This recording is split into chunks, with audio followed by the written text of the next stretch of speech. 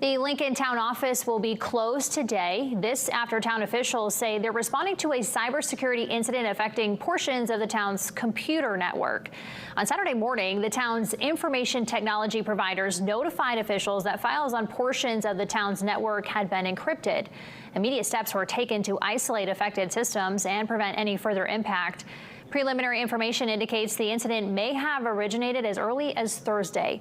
Several town computer systems have been affected, including the main file server and other network infrastructure. Town officials say the incident is still being evaluated, and they're working to determine what systems and information may have been affected. More information on the cybersecurity incident can be found on the town's Facebook page.